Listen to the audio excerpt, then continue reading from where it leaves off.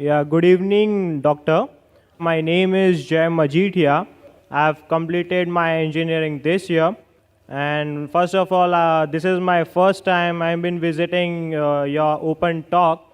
And it was really appreciable the knowledge of all the scripts you have and the confidence you have and a lot of Muslim supporters which really follow you. Now, my question to you is a bit political. Now, I would like to ask you, doctor, do you advise all the Muslims to follow the principles of Mahatma Gandhi, like example of non-violence satyagraha, which he fought for us to get an independence from Britishers? As I believe and I respect all the holy books like Quran, Gita, Bible. Apart from that, in today's world, I feel I am more an Indian. So, would you advise Muslims to follow principles of Mahatma Gandhi like non-violence, satyagraha, or any of the principles of Mahatma Gandhi? Brother asked the question that do I suggest the Muslims to follow the principles of Mahatma Gandhi, then he changed it to any principle of Mahatma Gandhi, that is non-violence and satyagraha. Whichever... Sorry to interrupt, doctor. Or any of the principles of Mahatma Gandhi. I got your question. Starting you said the principles, meaning all the principles, then you said any principle, I'll give answer to both. All those principles of Mahatma Gandhi, which match with the Quran, which match with our Creator, match with the saying of Prophet Muhammad sallallahu alaihi wasallam, I've got no objection telling the Muslims follow it wholesale. For example, the Satyagraha movement of Mahatma Gandhi, non-violence, the Prophet did the same. Not that he copied from Mahatma Gandhi, it is Mahatma Gandhi who copied from the Prophet, which I'll come to it later on. If you see the Makki age of the Prophet, the first approximate 13 years that he spent in Makkah, he told the followers, no violence. Many non-Muslims who accepted Islam, they were fierce warriors. The Prophet said, your jihad is sabr. Sabr means patience. Many Muslims were killed and butchered. The pagan Meccans that time, they targeted the weak Muslims. They tortured them. They killed them. So those who were powerful, they got angry. They said that they killed our brothers, we will take revenge. The Prophet said, your jihad is sabr. See, someone who has the power to fight back, and he fights back, it's good. But someone who has the power to fight back, and the commandment is don't fight back, and then he restrains himself, that is real jihad. Jihad in Arabic means to struggle. It means to strive. So here the Prophet's commandment was non-violence. They went on the streets only saying that we bear witness that there is no God but Allah and Prophet Muhammad, peace be upon him, the messenger of Allah. People stoned them, they did not retaliate. People abused them, they did not retaliate. The Prophet went to Taif, people stoned him, he didn't retaliate. So this is one of the strategies, but not the only strategy. So do you want to complete the answer? No, sir. After Dr. Zakir completes the question, we'll allow you to ask. You have to have some patience, brother. Okay, sir. You have asked a question, I have to give the reply. So this part of Mahatma Gandhi, of non-violence, depending on situation. But now if you tell the Indian government, the person is robbing, non-violence, don't arrest him. The person is raping, non-violence, don't arrest him. The Indian government will agree. Every country has a police force. This force is meant to let peace prevail in that country.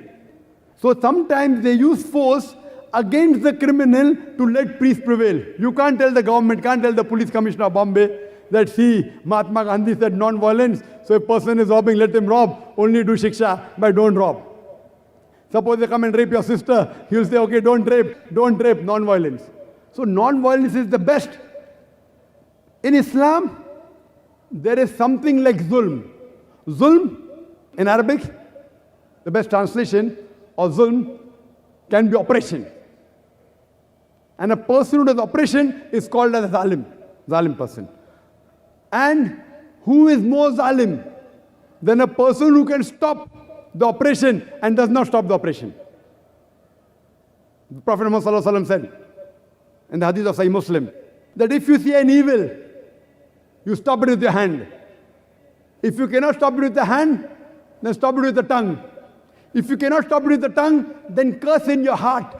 And if you curse in your heart, you are the lowest level of mu'min, you are the lowest level of Muslim. Suppose you see a rape taking place. Mahatma Gandhi said, oh, don't rape, don't rape.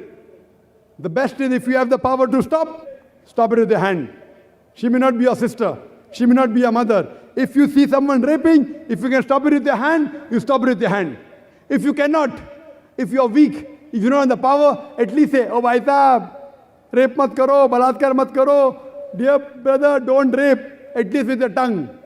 If you think, if I say with my tongue also he'll kill me, at least curse in your heart. So depending upon the situation, the strategy keeps on changing. When Prophet went to Medina, there he was peaceful. He did Sulh Hudaybiyah. He signed a contract between the pagan, the unbeliever, and Muslim. They broke the contract. When they come for war, then the Almighty God said, when they come for war, don't get scared, fight. Kill them. So depending upon the situation, and according to the people, historians, Michael H. Hart, he wrote a book of the 100 most influential people in human history. Number 1, he gave to Prophet Muhammad, peace be upon him. But I'm not mentioning him for that. Among the important misses was Mahatma Gandhi. Michael H. Hart, a famous historian, after mentioning the 100 most influential people in history, he mentioned the important misses. And in that, he mentioned Mahatma Gandhi. And he says, the Satyagraha movement of Mahatma Gandhi, which was one of the important movements which let the Britishers go back. But what he said, even if this movement wasn't there, yet India would have got independence. According to the famous historian, Michael H. Hart.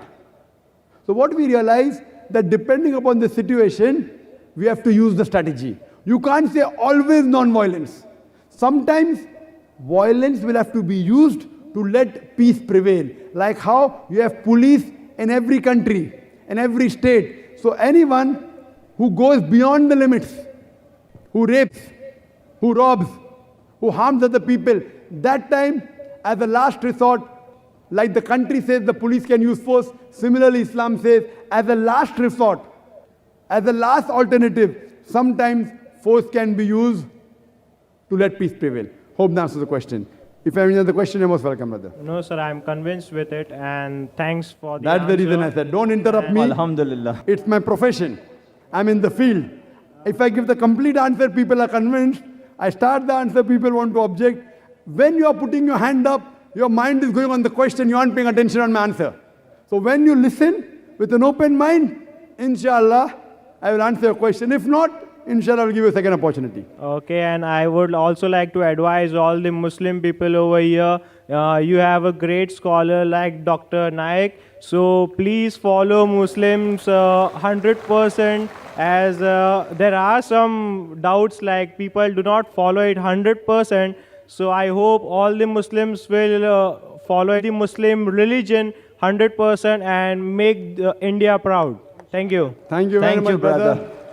I would request that all the Muslims should follow Prophet Muhammad, peace be upon him, and the last and final revelation, the glorious Quran. As far as the brother, he said that Muslims should follow me 100%. I request him that even he should follow me, at least what I speak about the Quran and the Sahih Hadith. So, brother, we are waiting for an opportunity. I want you also to follow me. Me, as long as I match with the Quran and Sahih Hadith. If I don't match with Quran and Sahih Hadith, even Dr. Zakir Naik is zero. Zakir Naik has got no value. What I say, if it matches with the last and final commandment, the glorious Quran, and last and final messenger, Prophet Muhammad, peace be upon him, you follow me. I request you, even you should follow me, what I speak about the Quran and the Sahih Hadith.